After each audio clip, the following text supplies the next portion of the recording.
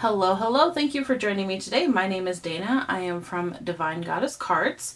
Today I'm going to be sharing how to make a fun mixed media project using a base of the Dura-Bright in white, and then I will also be using other fun products from GrafixArts.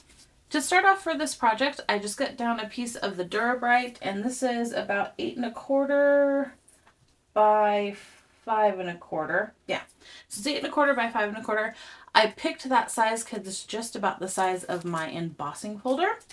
So I'm going to be embossing this Dura-Bright. Now, if you didn't know, you can emboss this with traditional embossing folders just like you would with paper.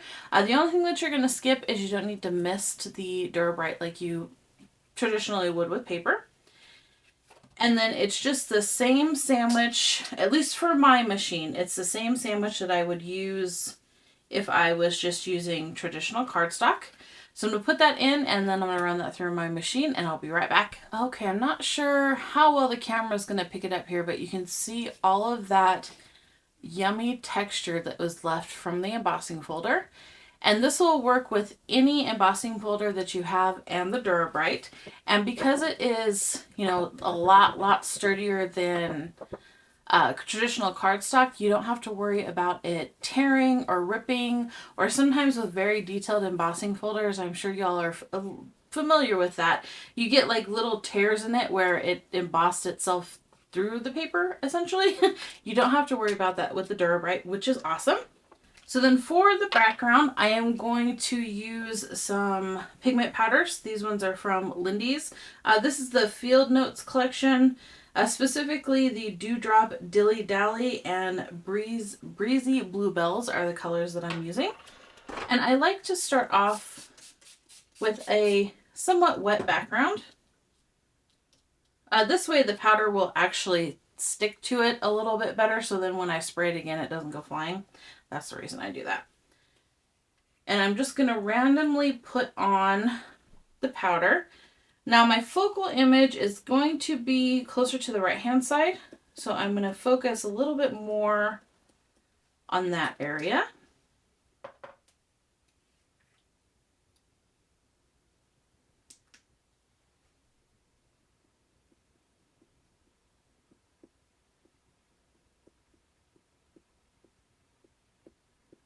And with pigment powders, I like to start off a little bit lighter than I think I need to be, because it's, of course, easier to add more than remove. I'm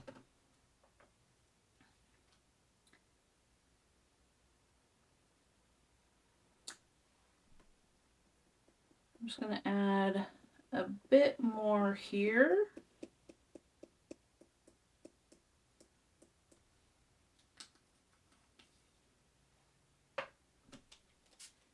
Give that another mist. All right. So you can see from the embossing folder, and because of the Dura-Bright, it's not absorbent like a traditional paper would be. You can see how it's just kind of flowing in and out of all that texture, and it gives it such a yummy result. So what I like to do now is I like to just let this air dry. I'm not going to move it. I'm not going to use my heat tool or anything like that. I'm just going to let it air dry as is, and then I'll come back for the next step. All right, it's actually been a few days now. You don't have to let this dry that long. I just didn't have a chance to come back to it. But look at all that yummy texture that I was left with here. And you can see the shimmer from the pigment powders. And then you can still see the texture from the embossing folder. And then because we used the Dura-Bright, the pigment and the water mixture didn't soak in right away. So it made this really cool, flowy kind of watercolor background.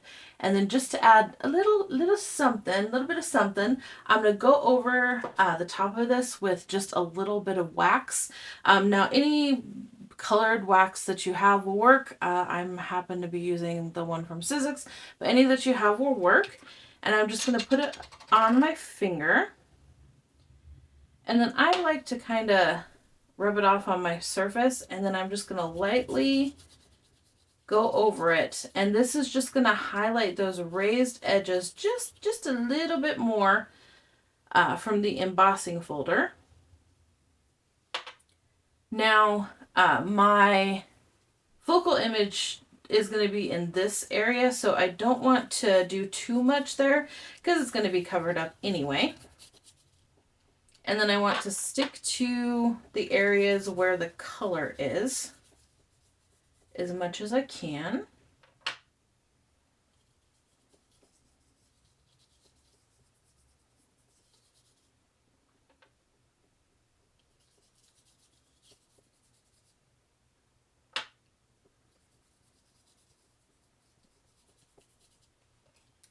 Okay, and see, that just added a little bit extra, a little bit of silver. I went a little heavier in some places than I did others.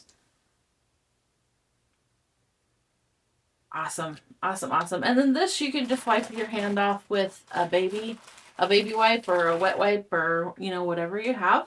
Cleans off real easy. Now, of course, if you want to, you can always wear gloves to do that, or you can apply it with some sort of applicator. You don't have to use your finger. Okay, so I've gathered some bits and bobs that I want to collage on here. But first, I want to show you my new obsession. If you follow me on any of my personal socials, again, I'm from Divine Goddess Cards. Oh goodness, I am silvered up. Well, I'll do the rest of the video mimicking the Tin Man, apparently. But if you follow me, you know that my new obsession is the rainbow film, the printable rainbow film. Look at this. They're wings.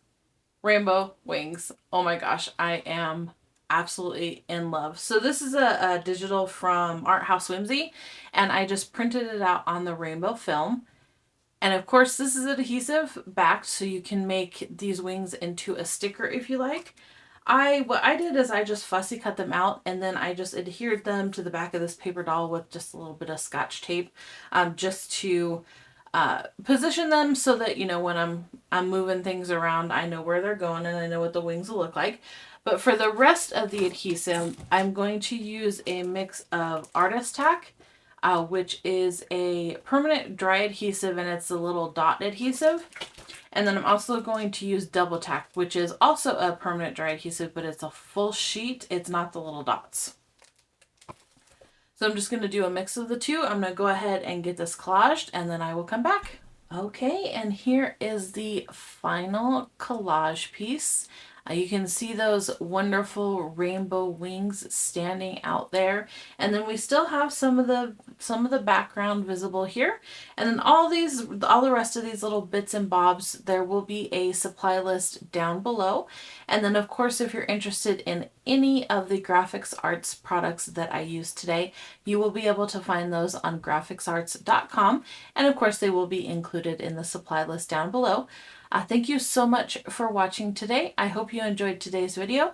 If you did, please do consider subscribing to the GrafixArts channel and giving this video a thumbs up, and I will see you in the next one.